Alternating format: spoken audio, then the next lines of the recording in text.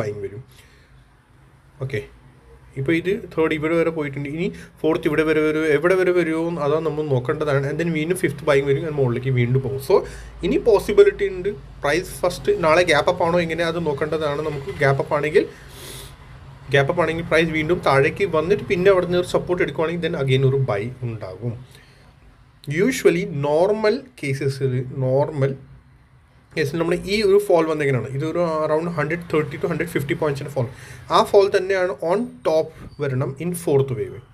ഇതൊക്കെ പിന്നെ ഉള്ള ലോങ് ആയി പോകും, ഭയങ്കര വീഡിയോ ലോങ് ആയി പോകും. ബട്ട് ഇത് നിങ്ങളുടെ ഫസ്റ്റ് നിങ്ങൾ എന്താ ചെയ്യുക, ആ വീഡിയോ ഞാൻ ഷെയർ ചെയ്ത് ഇന്നലത്തെ വീഡിയോ ലേണിംഗ് വീഡിയോ ഫുള്ള് കാണണം. ഇലിറ്റ് വേവിൻ്റെ വീഡിയോ, ഇലിറ്റ് വേവ് മൂവ്സ് കറക്ഷൻസ് 1 2 3 4 5 അത് ഫുള്ള് കാണണം. ഫുൾ ഡെയിലി കണ്ടു, ഡെയിലി പാറ്റേൺസിൽ ഇതുണ്ടാവും. ഡെയിലി ഇതില്ലാണ്ട് മൂവ് മാർക്കറ്റ് ഇതല്ലാണ്ട് ഏത് ചാർട്ടായാലും മൂവ് ചെയ്യത്തില്ല. മീൻസ് ഇതിന് കറക്റ്റായിട്ട് ഫോളോ ചെയ്യും.